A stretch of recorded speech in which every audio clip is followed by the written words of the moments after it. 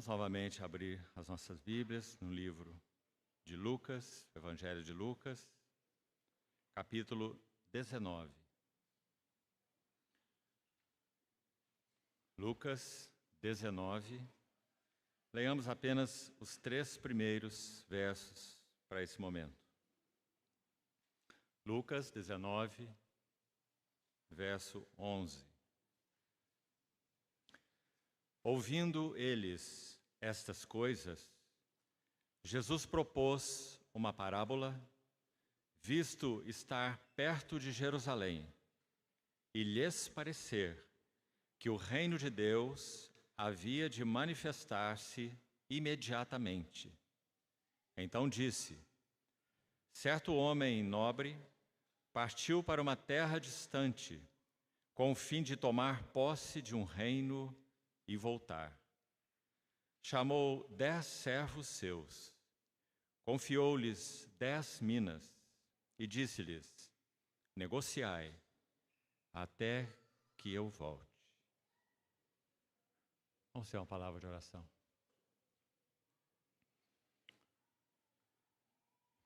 Amado Pai Celestial, mais uma vez confiamos esse tempo de comunhão às Tuas santas mãos. Esperamos de Ti toda a provisão para nosso espírito, alma e corpo. Fortalece-nos com Teu Espírito em nosso homem interior, pois queremos compreender a Tua palavra. Ajuda-nos, fala-nos, reúne-nos em torno de Teu Filho. Assim nós Te pedimos, no precioso nome do nosso Senhor. Amém. Amados irmãos, o que temos dito então até aqui tem a ver com essa preparação de odres novos, de vasos novos, para conterem o vinho novo. Caminhamos por esse tema da preparação já por 2 períodos, no capítulo 5 do Evangelho de Lucas.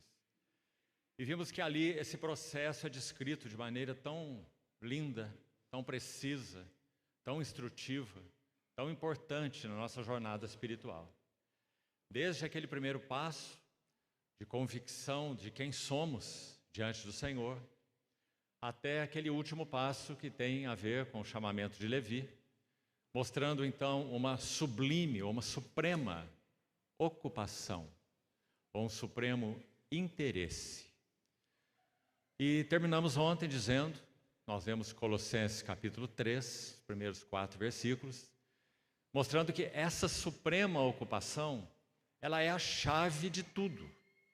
Não basta que estejamos na sua luz, vendo a luz, e cada vez mais convicto de quem somos na luz de Deus. Esse é o primeiro passo. Também ainda não é suficiente que mais e mais estejamos experimentando purificação contínua de tantas áreas, das quais ontem nós pudemos apenas tocar em algumas delas, quando fizemos as aplicações. São tantas áreas, são tantos assuntos, são tantos contornos e tantas nuances desses cativeiros interiores. Mas é tão bom saber que realmente esse Senhor que já triunfou sobre o pecado, o mundo, carne, diabo, morte, ego, todos esses inimigos em um único golpe, na cruz do Calvário. Ele então é aquele que estende suas mãos a nós, em nosso relacionamento de amizade com Ele, ou de discipulado, para que então cada um dos quartos fechados de nossa vida interior possam ser então abertos diante dele. A palavra de Deus e o Espírito de Deus, que mais uma vez foi mencionado nessa manhã, são os 2 instrumentos essenciais para essa obra de transformação. Ontem, quando concluímos a reunião, um irmão me fez a seguinte pergunta, simples e direta: o que é andar no Espírito? Uma excelente pergunta. Andar no Espírito significa, a carta aos Efésios, no capítulo 5:18, diz: não vos embriagueis com vinho. E nesse aspecto, vinho fala de tudo que é deleite simples e humanamente falando. Não que isso seja errado em si mesmo, mas não vos embriagueis com esse vinho, mas enchei-vos do Espírito, ou estejai sendo enchidos do Espírito, já que a ideia é um contínuo, é um imperativo e ao mesmo tempo um contínuo. Essa é a primeira necessidade para que possamos andar no Espírito, é sermos cheios do Espírito. Mas talvez isso não nos baste. O que significa ser cheio do Espírito? Então, quando nós vamos à carta, chamada carta gêmea de Efésios, que é a Epístola aos Colossenses, nós vamos ver que no mesmo contexto, já que elas são tão paralelas, o verso que temos em Efésios 5,18, estejais sendo continuamente cheios do Espírito, no contexto de Colossenses nós temos o seguinte verso: habite ricamente em vós a palavra de Cristo. Porque, meus irmãos, o Espírito de Cristo e a palavra de Cristo são inseparáveis. Por isso a necessidade que nós temos tido. E aqui vamos começar falando disso aqui, olha. Nos nossos púlpitos modernos, a palavra de Deus tem sido colocada em terceiro ou quarto plano. Infelizmente, até mesmo ela tem usada como um objeto de entretenimento, de gracinhas. Sabe, meus irmãos, quando vemos isso, sempre que de alguma maneira vejo isso, quero te dizer que não ouço isso porque não me interessa, mas quando vejo isso de alguma maneira, sabe o que me vem à mente? Uma frase de A.W. Tozer, um profeta de Deus do século passado. Sabe o que ele disse nos seus dias? Nossos púlpitos modernos precisam de mais profetas e menos palhaços. Quanta necessidade nós temos tido, meus amados irmãos, de que o Senhor erga entre nós mais e mais irmãos que possam ter nos seus corações o zelo pela casa de Deus que os consuma. Porque não estamos vivendo em uma hora de entretenimento. Nós estamos vivendo os tempos finais. Então que o Senhor nos ajude nessa hora tão necessária, porque nós não nos acomodemos com o evangelho popstar, que não nos acomodemos com o evangelho água com açúcar, mas nós entendamos que esse maravilhoso Senhor, que foi-nos mais uma vez descrito nessa manhã, Ele foi quem colocou a mão nos barros disformes das nossas vidas, com um único propósito: moldar. Fascina-me a visão da tua mão a escrever esse poema numa vida devastada e vazia, sem forma. E ele fez com um único propósito. Quanto à terra, até que ele venha, qual é? Estamos vendo desde o primeiro dia. Que nós sejamos vasos modelados por essas mãos para o seu testemunho. Irmãos, esse termo testemunho, busque-o de Mateus a Apocalipse, pelo menos. Porque, na verdade, ele começa lá no Éden, esse assunto. Em Êxodo, ele já começa a ser bem mais desenvolvido. Então, você vai vê-lo nos profetas de uma maneira extensa e plena, no que concerne a visão veterotestamentária. Mas examine especialmente essa palavra testemunho no Novo Testamento. Você vai vê-la nos 4 evangelhos, você vai vê-la de maneira especial quando desce o Espírito Santo, para morar nesse vaso coletivo que é a igreja. Recebereis poder ao descer sobre vós o Espírito Santo, vinho novo, no odre novo, e sereis as minhas testemunhas. Para esse propósito nós fomos chamados. Aí você vai ver isso por todo o Novo Testamento e dá um salto final lá para o Apocalipse. E você vai ver aquele ancião amado, João, tão idoso, já quando escreveu o Apocalipse, dizendo que ele estava exilado na ilha de Patmos por causa da palavra de Deus e do testemunho do Senhor. Irmão, será que os nossos corações têm compreendido que nós fomos chamados como seguidores do crucificado? Será? Até que ponto temos entendido isso? Os discípulos aqui em Lucas 19, 11, não entenderam. Eles entenderam que de alguma maneira o reino de Deus estava para se manifestar imediatamente. Olha essa palavra aí. Imediatamente. E nosso Senhor então vai corrigir a visão deles, dizendo que não, o reino de Deus não estava para manifestar-se imediatamente. Em que sentido? Preste atenção. O Senhor está se referindo, sem nenhuma dúvida, à manifestação universal e pública do reino de Deus. Nós aguardamos isso também há quase 2000 anos. E essa manifestação pública e universal ainda aguarda aquele dia, quando o Rei da Glória rasgar o céu novamente e mostrar o seu rosto. Primeiro para aqueles que o esperam. Também penso que não há nenhuma dúvida disso, porque é a sua noiva. E em sequência, mostrar a sua face gloriosa para o mundo. Toda uma epístola de Paulo, primeira aos Tessalonicenses, 5 capítulos, foi escrita com a seguinte carga: a parousia, presença, a parousia do Senhor e a sua relação com a igreja. Isso é primeiro aos Tessalonicenses.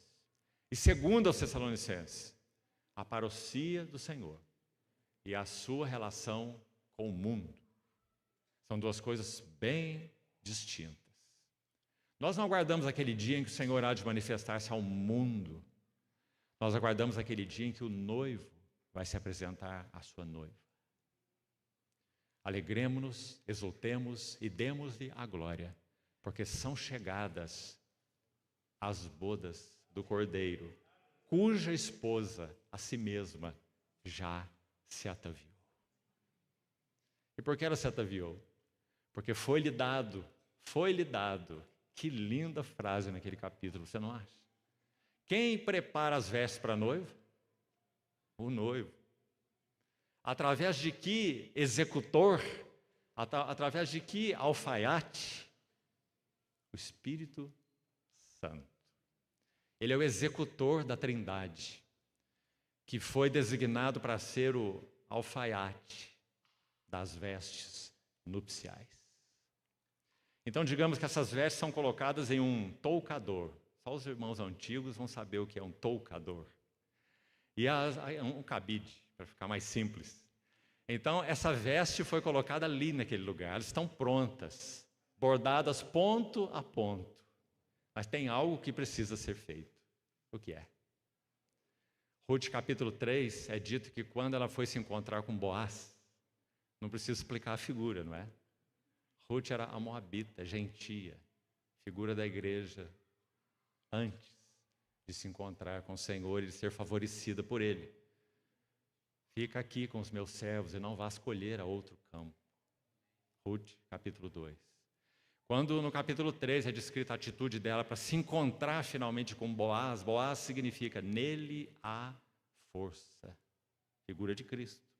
Quando ela foi se preparar para encontrar com Boaz, Ruth 3:3, a sua sogra Noemi diz assim a ela: banha-te, unge-te e veste os teus melhores vestidos. E desce a eira. E lá o Boaz estava descansando naquele monte de grãos, com seu coração feliz, realizado, uma colheita tão abundante, favorecendo estrangeiros, favorecendo a miserável Ruth, gentia, mulher, viúva. Então, ela se prepara e toma essas vestes, e se veste, vai encontrar com ele. E o encontra descansando, porque é assim que nosso soberano Senhor está no seu trono. aguardando até que todos os seus inimigos sejam postos por estrado dos seus pés. Porque ele já triunfou sobre todas as coisas. Mas embora quanto a isso ele descanse, o seu coração não é impassível. O seu coração é apaixonado. Por isso, o livro de Cantares, que foi citado mais uma vez essa manhã, o noivo diz assim à noiva: arrebataste-me o coração com um só dos teus olhares, com uma só pérola do teu colar. Meus amados irmãos, antes que nós sejamos arrebatados, aqueles que esperam o Senhor verdadeiramente, antes que sejamos arrebatados até o seu trono, como foi aquele filho varão de Apocalipse 12, é necessário que nós o arrebatemos do trono dele. Como nós podemos arrebatar o Senhor do seu trono? Para que então venha. Porque nós oramos Maranata, vem, Senhor. O que é necessário para que essa oração seja atendida na terra? Em dias em que o cálice e a medida da iniquidade dos amorreus já atingiu o clímax. Não é, irmãos? Então o que falta? Por que nosso Senhor tarda? Porque, de alguma maneira, Ele ainda aguarda que haja um ardor no coração da noiva. Que então gema, clame por Ele e o arrebate do seu trono com um só dos seus olhares. Sabe, irmãos, esses anos servindo o Senhor, já tive a oportunidade algumas vezes de compartilhar a palavra para um grupo de irmãos, na grande, imensa maioria, chineses. E eles são muito interessantes. Eles, por natureza, pouco tendem a expressar sentimentos. Não é assim? Obrigado, irmão. Então, quando você compartilha a palavra do Senhor para esses irmãos, você tem um fiel da balança para saber quando a palavra de Deus está penetrando o coração deles. Sabe qual é? Eles estão olhando para você assim, como uma estátua, sentados. Eles mal se movem na cadeira. Então, de alguma maneira, quando a palavra do Senhor é recebida mais profundamente no coração deles, eles fazem assim.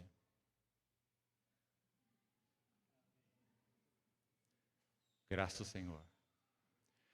Quando um filho de um chinês, é cultural para eles que seus filhos aprendam música e pratiquem esportes. É quase universal entre eles. Se tornem peritos em um instrumento musical e pratiquem esportes. Então, quando chega aquele dia em que pensemos a primeira filha de um casal chinês, aos 15 anos de idade, ela vai dar o seu primeiro concerto no piano. E a sala está cheia e a menina está sentada. Começou a tocar aos 4 anos e vai dar o seu concerto com 15 anos. Então todos se assentam da mesma maneira que eu já descrevi. A menina vai ao piano, lá está aquela plateia, e os seus pais estão sentados num lugar especial. Como você sabe,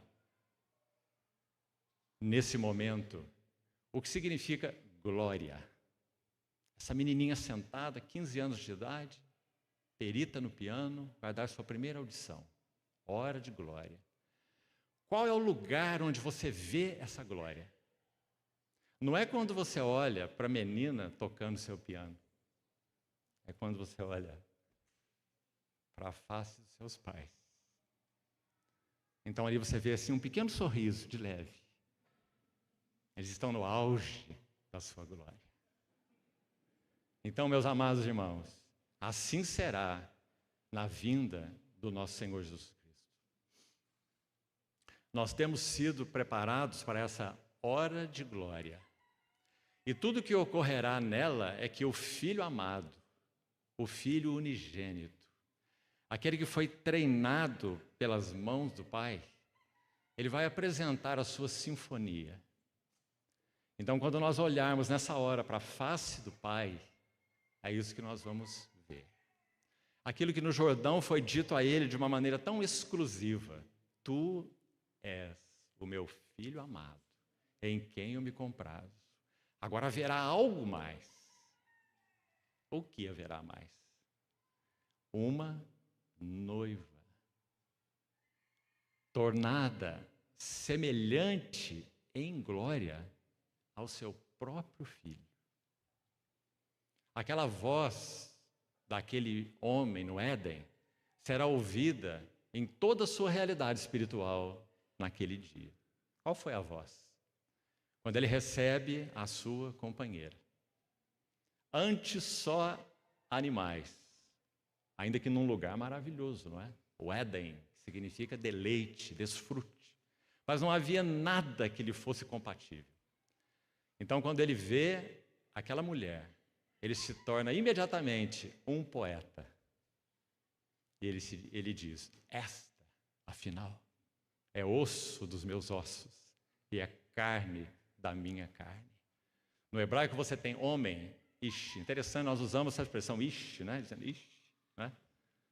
Para uma coisa ruim, não é? Essa palavra ish no hebraico significa homem. E isha, apenas com um AH a mais, significa mulher. Porque é parte e contraparte. Ish, isha. Então ele diz: é meu complemento, osso de meus ossos e carne da minha carne. Chamar-se-á varoa, porque do varão ela foi tomada e trazida. Então, meus amados irmãos,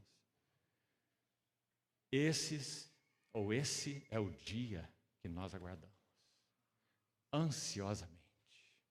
Mas de alguma maneira, nosso Senhor aguarda que a realidade desse dia seja mais intensa, mais profunda, mais motivo de gemidos, dores de parto, até que esse dia final, glorioso, único, se manifeste.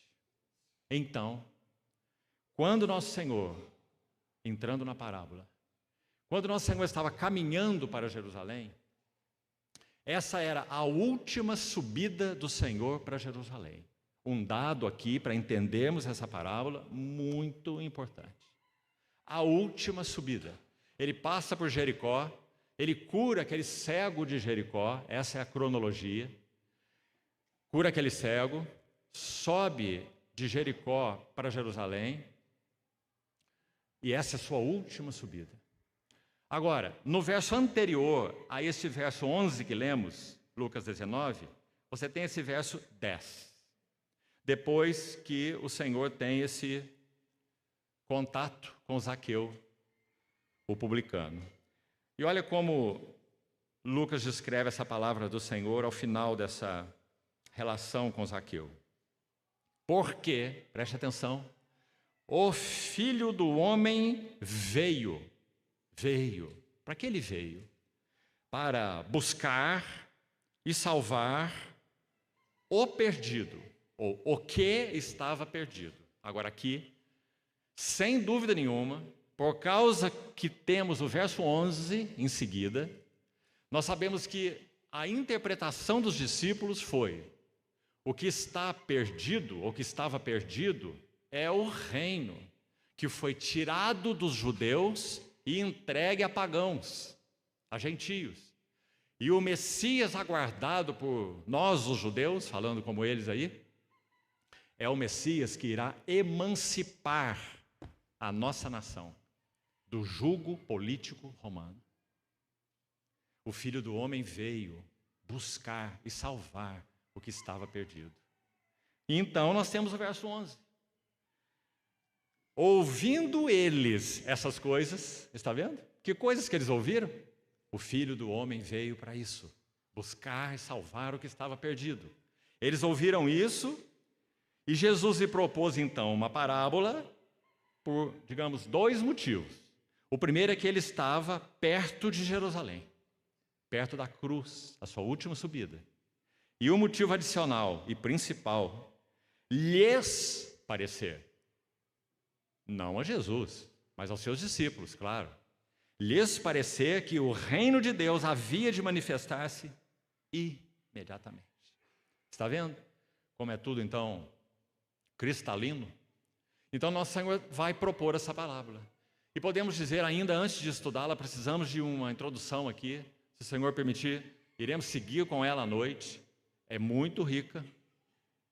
Então, quando o Senhor propõe a parábola, nós vamos entender, à medida que estudarmos, três coisas. Veja, no início dela, até o verso 13, já vemos essas três coisas. No verso 12 estão explícitas. Primeiro, o reino de Deus, no sentido público e manifesto, ele seria postergado.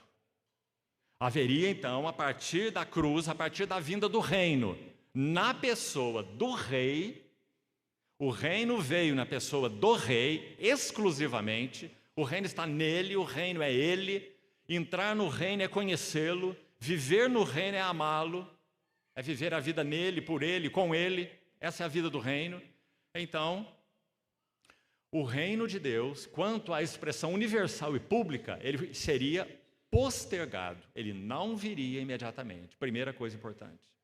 Segunda coisa importante, entre a vinda do nosso Senhor Jesus, o Rei, e a manifestação, então, pública e universal do reino, haveria um período intermediário. Por favor, preste atenção nisso, porque essa parábola se baseia no período intermediário. O que deveria ser feito no período intermediário? Negociai até que eu volte. Muito importante, meus irmãos.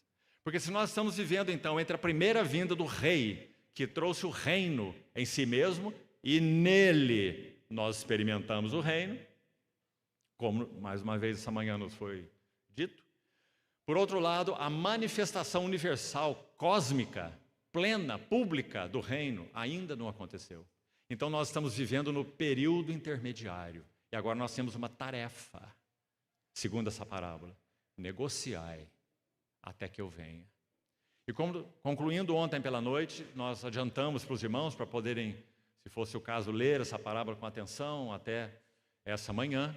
E dissemos para os irmãos que nós vamos buscar entender com a linguagem clara, doutrinária, explícita do Novo Testamento, o que significa negociar. Porque, já que falo sobre isso, me permita um parênteses muito rápido aqui. É muito delicado estabelecer doutrinas em cima de parábolas. Muito delicado. Porque as parábolas visam essencialmente ensinar uma única lição. Por exemplo, aqui em Lucas, no capítulo 18, diz assim: e Jesus lhes propôs uma parábola sobre o dever de orar sempre e nunca esmorecer. Qual é a lição da parábola? O dever de orar sempre e nunca esmorecer. Então ele vai falar sobre um juiz iníquo e uma viúva que fazia reivindicações a ele, não é assim? Agora tente interpretar a parábola então, cada elemento dela. O Senhor está falando sobre uma parábola sobre o dever de orar sempre e nunca esmorecer. Orar a quem? Orar a Deus. Quem então estaria representando Deus nessa parábola? O juiz iníquo. Mas Deus não é um juiz iníquo. Nunca um juiz iníquo poderia representar Deus. Então tome cuidado com estabelecer doutrinas sobre parábolas. Graças a Deus pelas epístolas de Romanos a Apocalipse, porque ali nós temos as doutrinas. Então nós temos que tomar a luz do Novo Testamento clara e então buscarmos entender as parábolas. E aí podemos dizer até mesmo daquilo que contém no Velho Testamento para nos ajudar, não é? A linha da revelação clara de Deus para nos ajudar a entender. Ainda assim, em alguns pontos, nós não conseguimos ser dogmáticos. Então esse é um cuidado muito importante, especialmente para aqueles que estudam as Escrituras. Então vamos lá. O período intermediário, então, onde estávamos, é o período que nós estamos, negociai. Então nós temos o último item aí nesse versículo 12. Nós negociaremos até quando? Até, nas palavras da parábola, que eu volte. Ou até que o Senhor volte. Sem trégua, sem descanso. Negociemos até que Ele venha. Uma mina pode produzir 5 minas. Uma mina pode produzir 10 minas. Não é? Oportunidades, ainda escute isso de novo, são iguais para todos. A parábola das minas é muito diferente da parábola dos talentos de Mateus 25. Porque a parábola dos talentos, para resumir também em uma lição, ela fala sobre a distribuição de dons. Por isso um recebeu 5, o outro recebeu 2, o outro recebeu 1, não é? E eles também usaram seus dons, e o que recebeu 1 não. Então talentos, parábola dos talentos, preste atenção, fala de dons. Agora, a parábola das minas fala de responsabilidade. Guarde isso, irmão. Não há distinção na distribuição das minas. Um não recebe 5, o outro 2, o outro 1, como na parábola dos talentos. Todos recebem uma mina. E o que significa essa mina? Se você examinar e estudar, você vai ver que esse termo no grego, mná, na verdade, M-N-A, transliterado, mná, significa, na verdade, uma quantia de dinheiro. Era equivalente, na época do Novo Testamento, a 100 dracmas. Então, era uma quantia de dinheiro razoável. Não era nenhuma riqueza, mas também era o suficiente para se fazer negócio. 100 dracmas. Uma mina, 100 dracmas. Uma quantia de dinheiro. Distribuída igualmente. Ou seja, a responsabilidade foi colocada sobre todos os servos do Senhor. 10 servos, 10 minas, oportunidades iguais e a mesma palavra, negociem, negociem, até que eu venha. Então, onde paramos ontem? Vamos buscar interpretar esse negociar. É o nosso primeiro item importante, de 2 maneiras. Primeiro, significa exercitarmos em responsabilidade a nossa vida espiritual. Nós recebemos as minas, as 100 dracmas, cada um de nós recebeu uma mina, esse pequeno tesouro, digamos assim, gratuitamente. Quem as possui é o Senhor, é um homem nobre, que partiu para a terra distante, que figura tão clara e bonita, não é? Do nosso Senhor tendo executado a sua obra consumada na cruz do Calvário e partido para a terra distante. Então ele concede essas minas aos 10 servos, colocando sobre eles a responsabilidade. Então, negociem. Oportunidades iguais, não há distinção, ninguém recebeu mais do que ninguém. Todos receberam igualmente a mesma responsabilidade, muito importante. Agora, vamos acompanhar o Senhor, precisamos ainda fazer isso como um pano de fundo, vamos acompanhar o Senhor na sua subida para Jerusalém, buscando ilustrar o verso 11. Jesus lhes propôs uma parábola, visto estar perto de Jerusalém.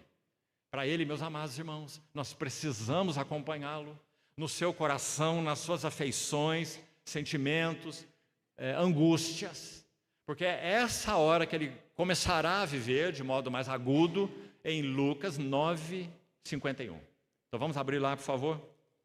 Lucas 9:51. Primeiro detalhe. Gostaria apenas de citar mesmo panoramicamente os versículos. Olha que interessante. São 7 menções do Senhor subindo para Jerusalém. Muito interessante. Porque 7 fala de uma menção completa, exaustiva. Lucas se deteve, pelo Espírito Santo, em mencionar o caminho, a subida do Senhor para Jerusalém, com 7 menções. Todas são muito preciosas. Precisaríamos de todo um estudo para gastar tempo com elas, mas eu quero citá-las para os irmãos. Lucas 9:51. Olhe para a sua Bíblia. Sabe o que está acontecendo aí? O Senhor Jesus estava no Monte da Transfiguração. E o que aconteceu lá, penso que não precisamos voltar a isso mais uma vez, nem temos tempo agora. Ele abre como uma pequena fresta, digamos assim, numa figura, uma fresta no seu manto humano, para que Pedro, Tiago e João tivessem, até aquele momento, o maior privilégio da vida deles.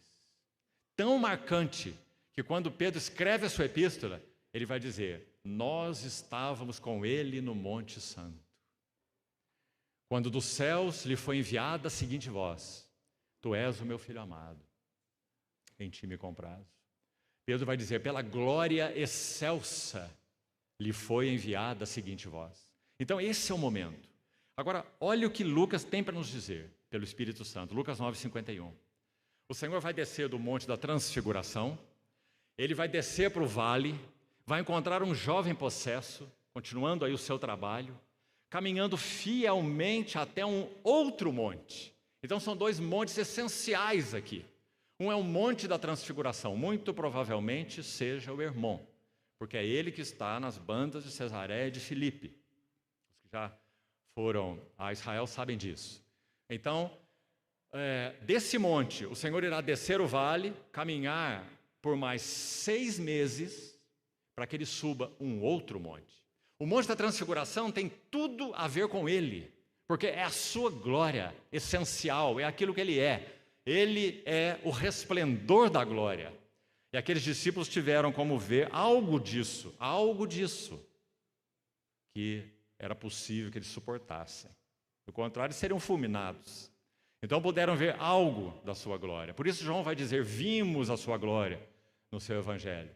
Então, quando ele desce esse monte, olha o que o Espírito Santo registrou pela pena de Lucas. Verso 51. E aconteceu que, ao se completarem os dias em que devia ser ele assunto ao céu. Mesmo na nossa versão, parece claro, mas o texto literal e outras traduções são ainda mais claras. Sabe o que Lucas está dizendo aqui? Que quando o Senhor desceu o monte, ou em primeiro plano, quando ele estava lá, na sua glória, transfigurado, o tempo para que ele fosse ascenso ao trono de Deus já estava completado.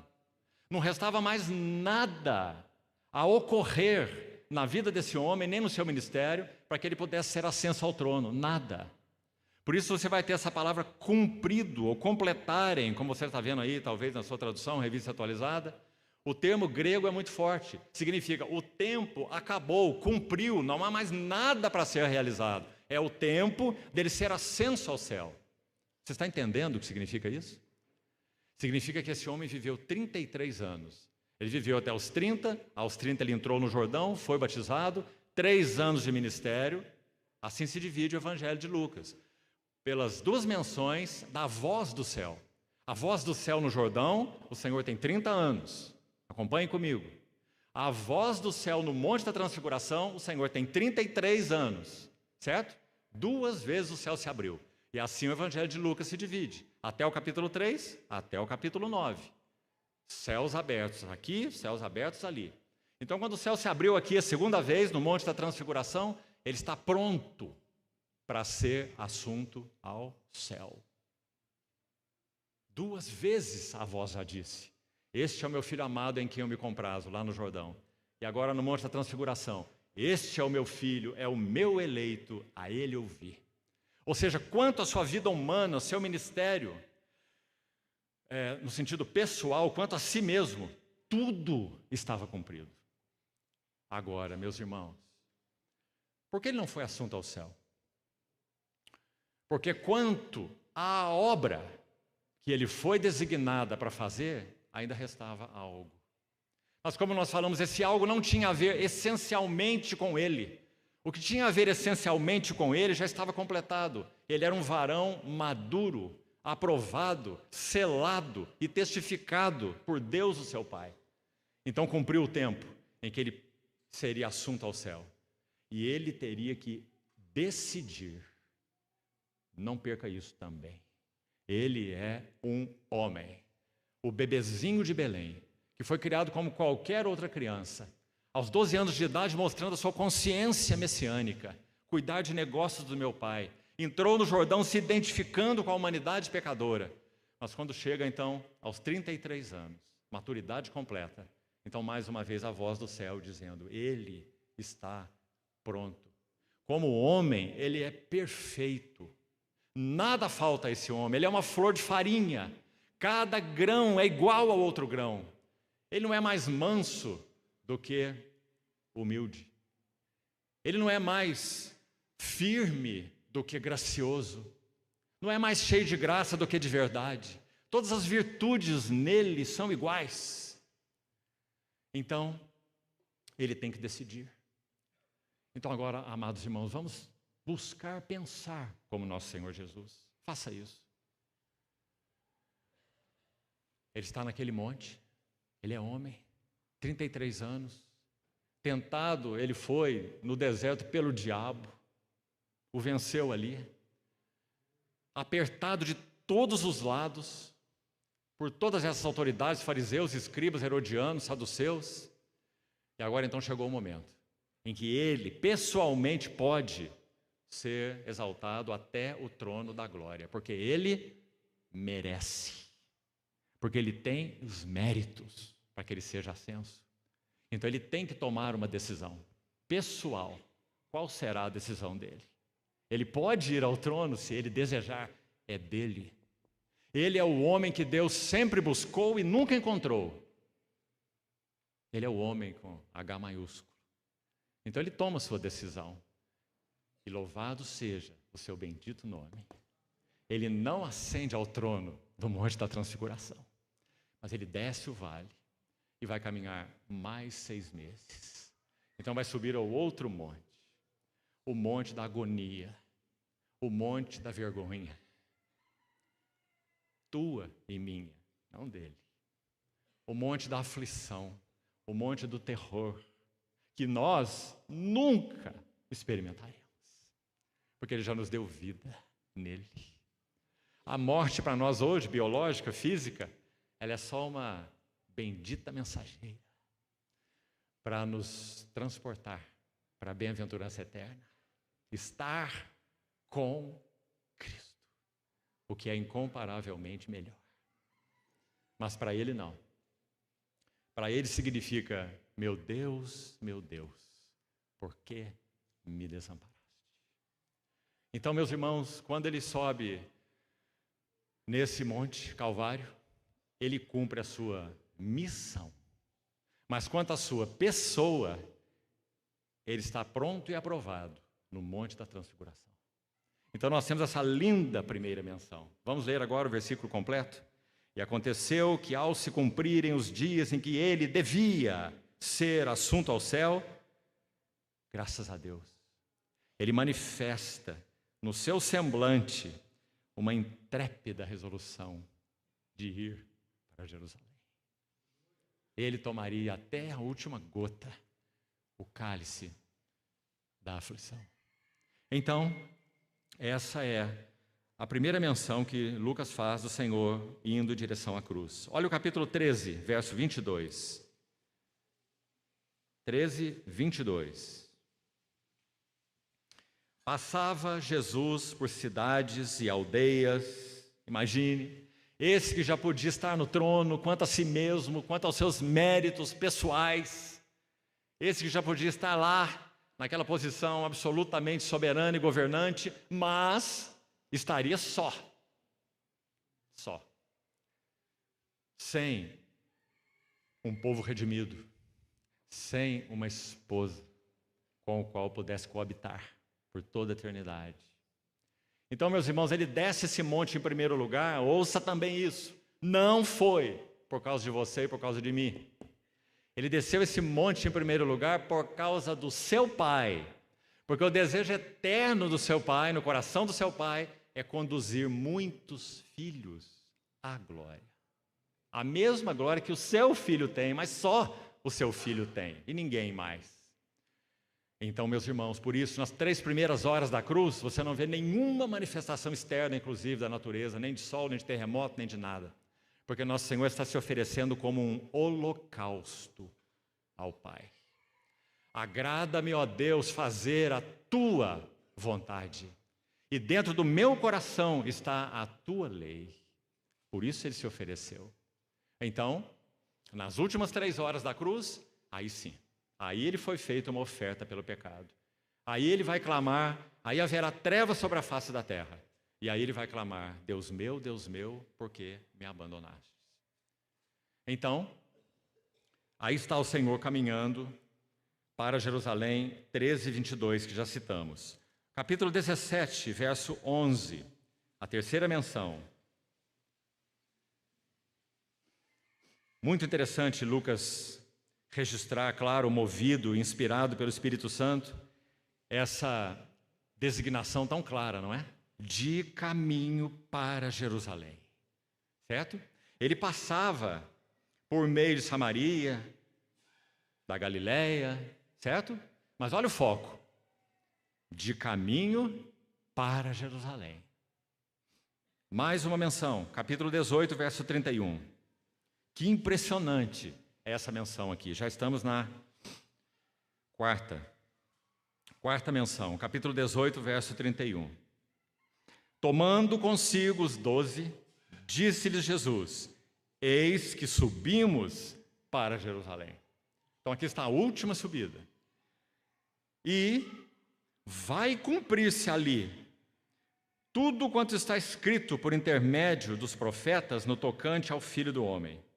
Pois ele será entregue aos gentios, escarnecido, ultrajado e cuspido, e depois de o açoitarem, tirar-lhe-ão a vida, mas ao terceiro dia ressuscitará.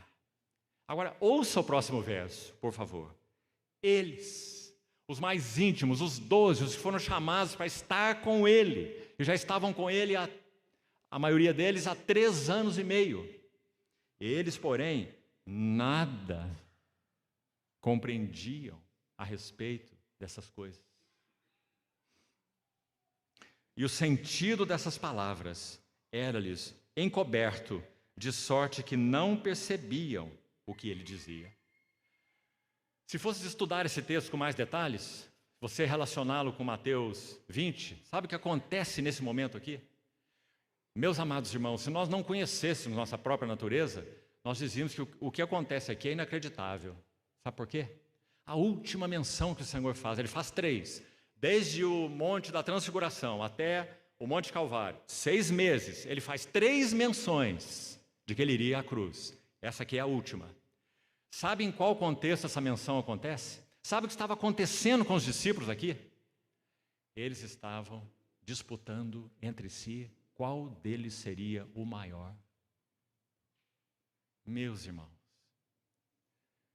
o resplendor da glória, feito carne, está indo à cruz. Seu coração está cheio já de angústia, porque essa hora não é uma hora qualquer. E os seus discípulos disputando qual deles seria o maior. Nós podemos imaginar, só imaginar algo dessa conversa. Talvez possamos examinar Pedro, Tiago e João dizendo assim: 9 já estão fora, porque 3 subiram no Monte da Transfiguração, vocês ficaram lá embaixo. 9 já estão excluídos. Agora, entre eu, o Tiago e o João, quem foi que fez mesmo aquela confissão? Tu és o Cristo, o Filho do Deus vivo? Percebe, irmão? Isso é o que acontece nesse grupo de 12. Totalmente antagônico com o que está no coração do nosso Senhor. Mas não é maravilhoso? Porque Ele é o pastor deles. E Ele conhece muito bem as Escrituras. Ele sabe que o profeta Zacarias disse: ferirei o pastor, e as ovelhas ficarão dispersas. Ele sabe. Ele se compadece delas. Ele as recolhe, as ignorantes, as tolas, as fracas. E aí está ele, subindo para Jerusalém, e a última vez, falando que ele seria escarnecido, cuspido, ultrajado, açoitado e entregue. Mas, ao terceiro dia, ele ressuscitaria. Agora, irmãos, nada disso era compreendido por eles, nada. Nós podíamos pensar, será que o Senhor ter mencionado a ressurreição não os alegraria? Então ele vai passar tudo isso, mas olha, presta atenção no que ele disse. Ele vai ressuscitar. No Velho Testamento já havia mortos que foram ressuscitados, não é? Então seria uma grande esperança para eles. Mas sabe, meus irmãos, quando nosso Senhor ressuscitou, eles estavam todos amedrontados e trancados, não é? O Senhor ressurreto teve que passar pelas portas com seu corpo glorioso, metafísico, maravilhoso, glorioso, e se apresentar a eles e dizer aquela palavrinha: paz seja convosco. E dizer: olhe minhas mãos, olhe os meus pés, sou eu mesmo. Ah, meus irmãos, quanto nós carecemos de uma maior apreciação pelo nosso Senhor Jesus. Porque é dessa apreciação que flui e fluirá tudo o que nós somos como cristãos. Tudo. Que infelicidade a Igreja de Deus está recorrendo a tantas coisas para servir o Senhor. Tantas estratégias, tantos mecanismos, tanta animação. Tem que ter isso, tem que ter aquilo, e mais aquilo, e mais aquilo. Temos que atrair os jovens. Como que se atrai os jovens? Deixe-me te dizer uma coisa, irmão. Conheço, infelizmente, poucos nesse aspecto. Mas conheço alguns, pela bondade de Deus. Alguns grupos cristãos de irmãos que se reúnem de maneira simples, assim como a maioria aqui se reúne. E jovens de 14 anos a 25 anos saem para retiro, como alguns deles estão agora em retiro nesses dias. Sabe o que tem nesse retiro? Não tem gincana, não tem jogo de vôlei, não tem pescaria. Sabe o que eles fazem?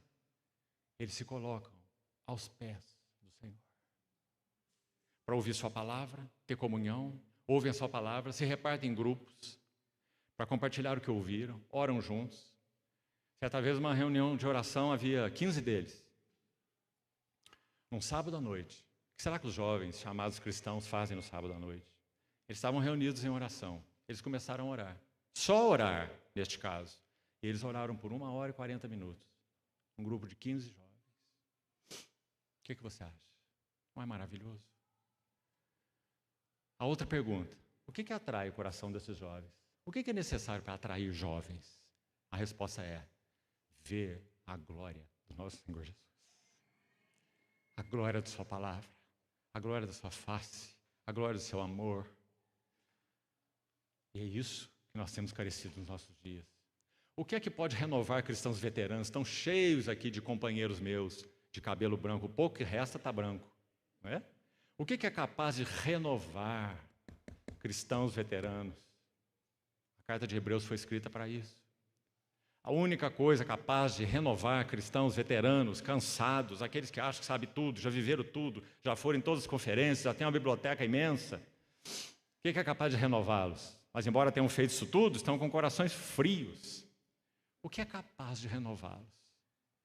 Uma nova estratégia? Pintar local de reunião de preto e acender luzes coloridas? O que é capaz de renová-los? Uma visão renovada das glórias do nosso Senhor Jesus. E é assim que a Epístola aos Hebreus abre, não é? Ele é o resplendor da glória, Ele sustenta todas as coisas pela palavra do seu poder, Ele fez a purificação dos pecados, Ele está sentado à destra das majestades, Ele é o herdeiro de todas as coisas, Ele e Ele. Essa é a única coisa capaz de nos renovar em uma vida devocional para com o nosso Senhor. Nada mais é capaz, o resto é passar verniz em portas. Vamos deixar essa insanidade, meus irmãos. Quando nós lixamos portas e passamos verniz, mas elas estão expostas às intempéries, e mesmo que não estejam, não é? Chuva, sol, quanto tempo vai durar aquele verniz? Parece que os chamados ministros de Deus de hoje são especialistas em invernizar portas. Que o Senhor tenha misericórdia de nós, meus amados irmãos, para que retornemos às Escrituras e nelas vejamos aquele que é o centro, é a chave que abre todas as Escrituras, o nosso Senhor Jesus. Mas os discípulos não viam nada disso, como nós estamos vendo aí. Eles nada compreendiam sobre essas coisas. Mas o Senhor segue fielmente o seu caminho até Jerusalém. E o que é dito no discurso no cenáculo por ele? Tão singelo, tão sereno, é tão doce para nós podermos imaginar, e de novo é só imaginar, mas graças a Deus, quanto mais conhecemos o nosso amado Senhor, mais a nossa imaginação se torna santa e menos deturpada. Então podemos imaginar algo da face do nosso Senhor falando com seus discípulos no cenáculo. assim: vem a hora, e já chegou.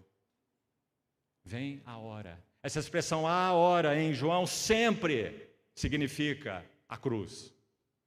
Desde João 2, nas bodas de Caná, ainda não é chegada a minha hora, até João 17. Pai, é chegada a hora. Glorifica o teu filho para que o filho te glorifique a ti. Então ele vai dizer, no capítulo 16, vem a hora. E já chegou. Em que todos sereis dispersos e me deixareis só. Mas eu não estou só, porque meu Pai está comigo. Esse é o drama da redenção. Uma história em que o diabo não tem nada com isso.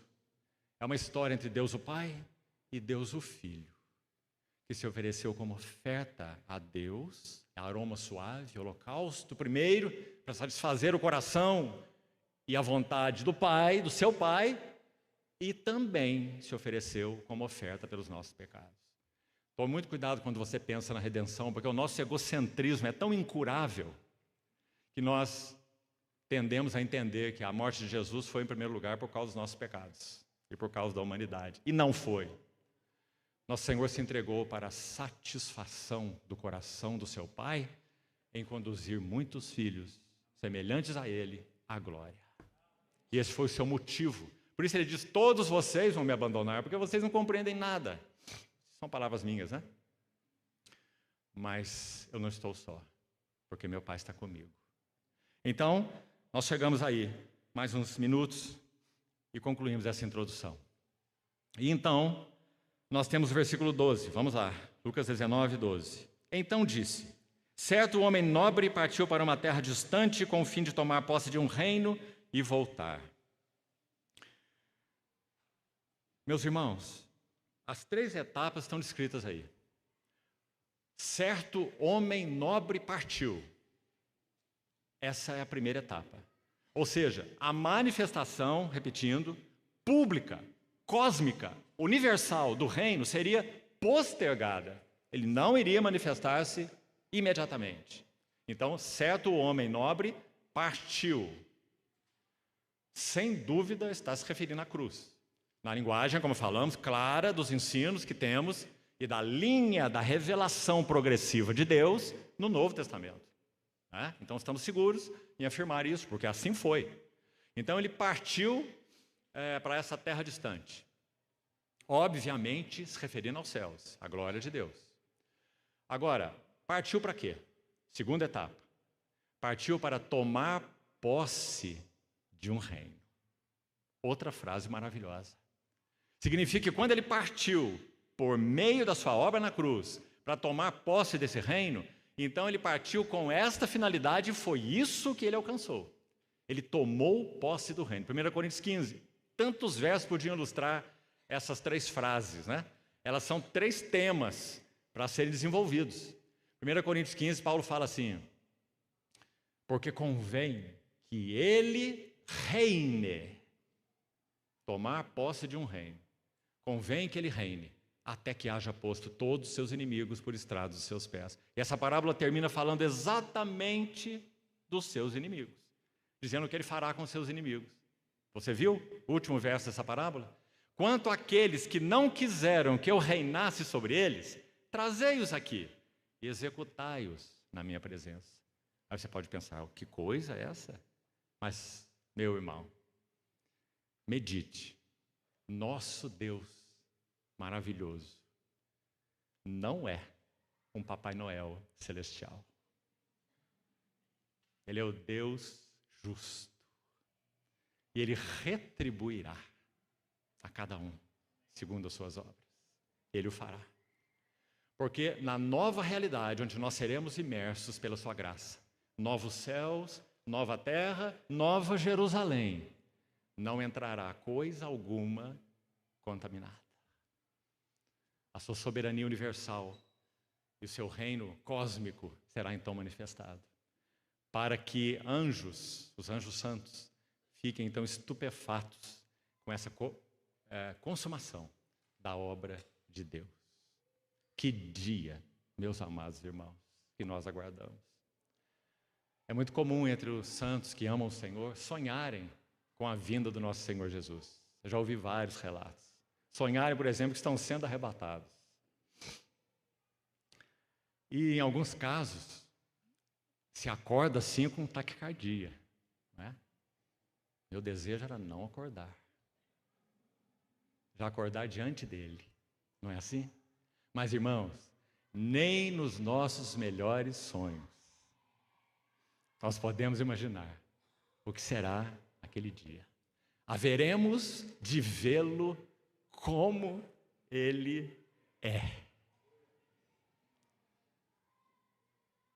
E a si mesmo, hoje, nesse período intermediário, a si mesmo se purifica.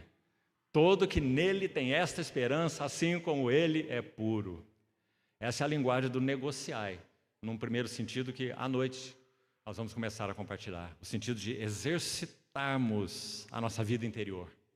A si mesmo se santifica, todo que nele tem essa esperança. Negociai até que eu venha. Desenvolva a sua salvação com temor e tremor, porque ele opera em nós, tanto querer como realizar, segundo sua boa vontade.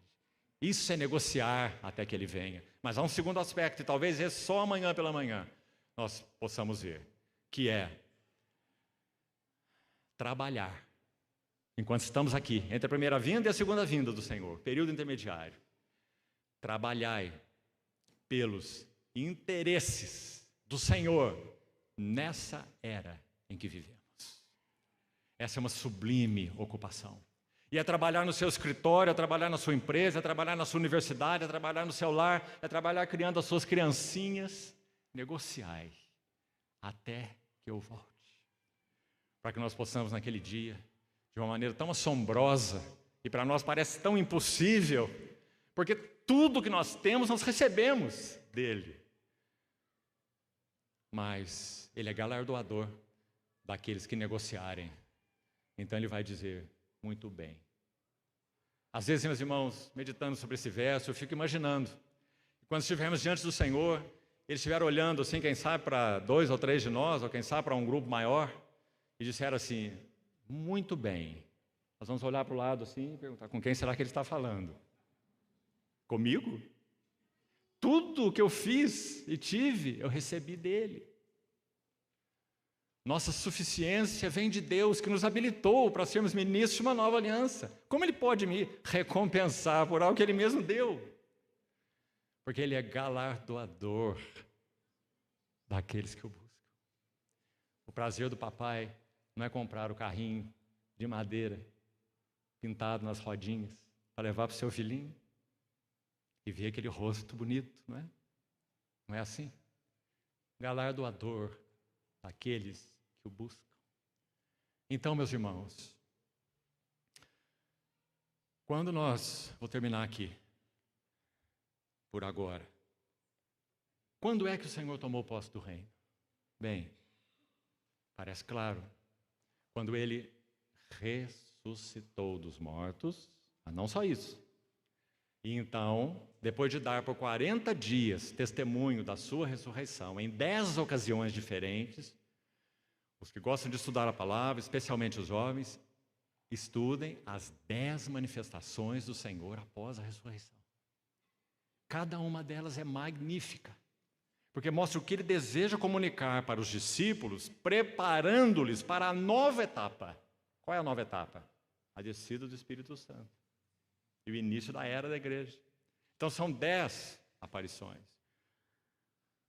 Se você ler em inglês, há um lindo estudo de A.B. Simpson, que chama After the Resurrection.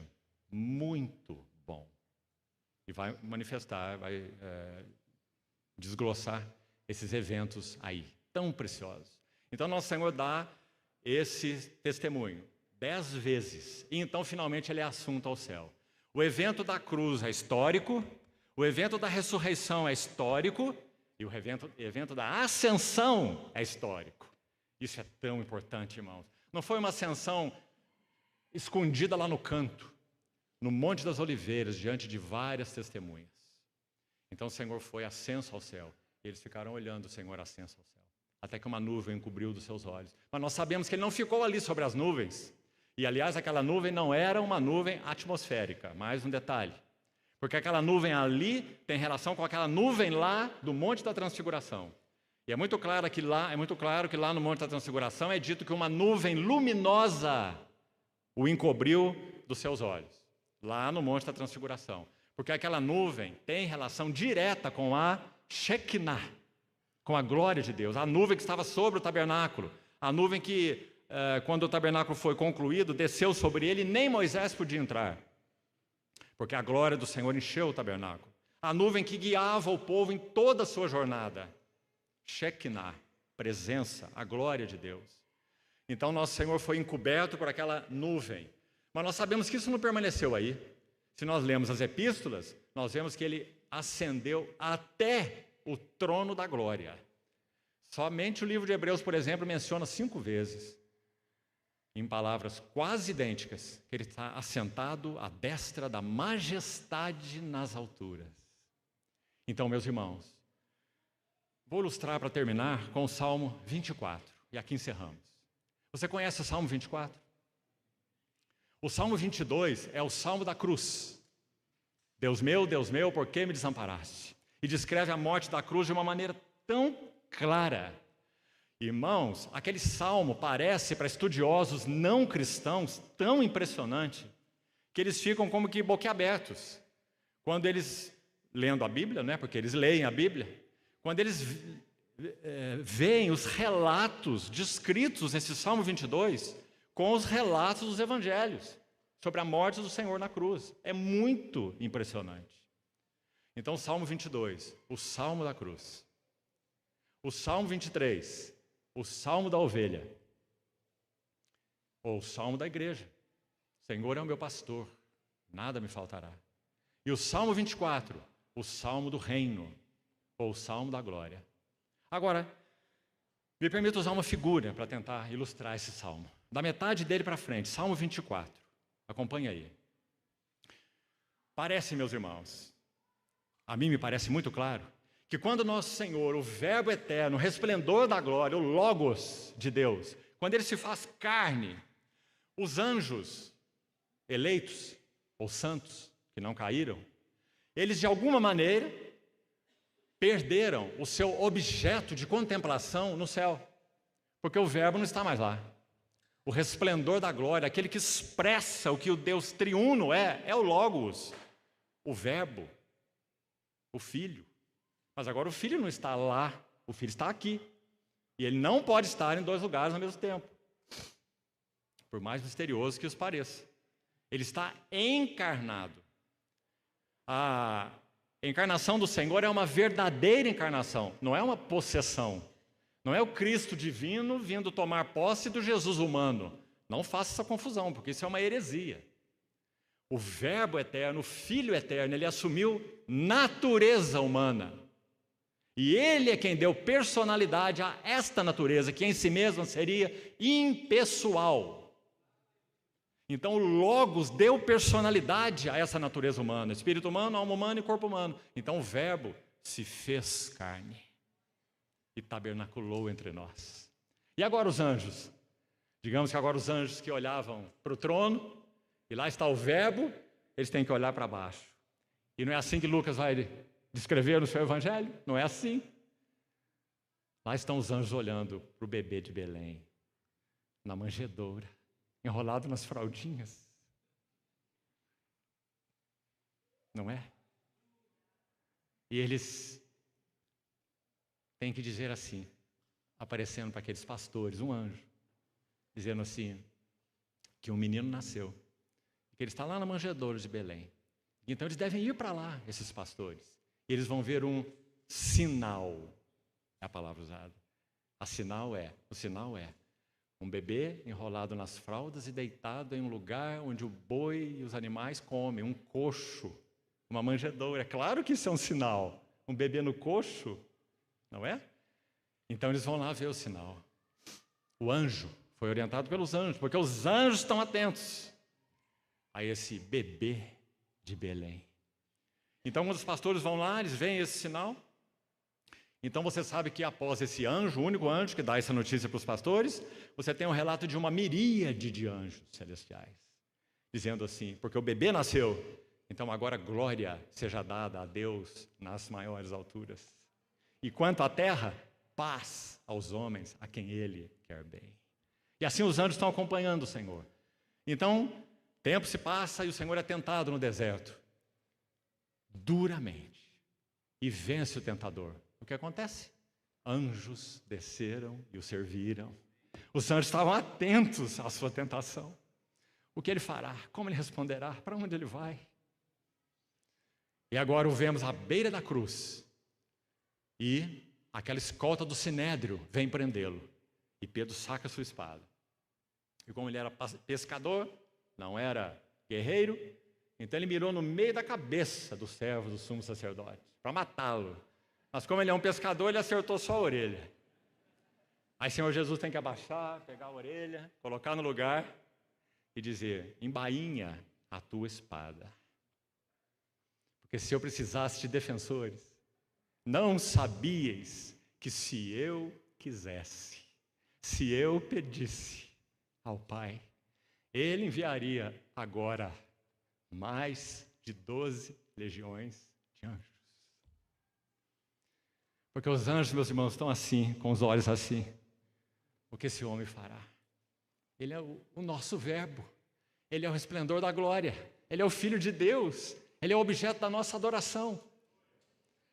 Então, o que acontece? Ele vai à cruz. Ele morre, ele ressuscita, ele ascende. Agora estão aí os anjos de novo. Os anjos estão lá aguardando. E agora esse homem entra na morte. Quebra os grilhões da morte, porque ele não podia ser retido por ela, porque a morte tem direito de reter tudo aquilo que o pecado toca, mas o pecado nunca tocou a vida do nosso Senhor. Ele é aquele que não conheceu pecado. Então,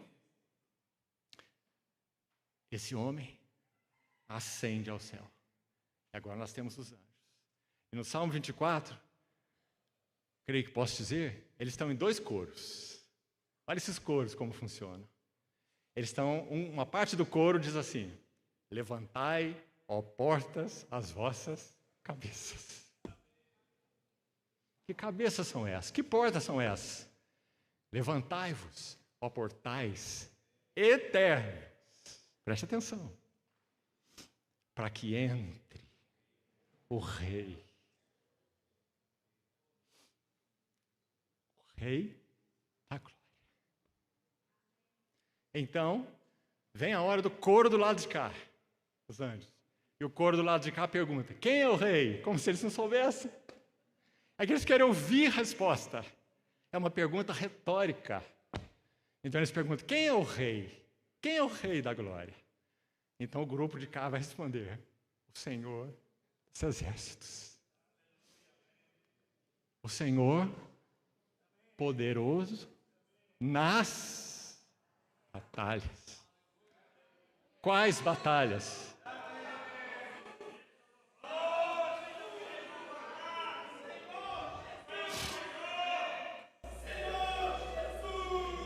Ele travou uma batalha desde bebê, uma batalha pela vida.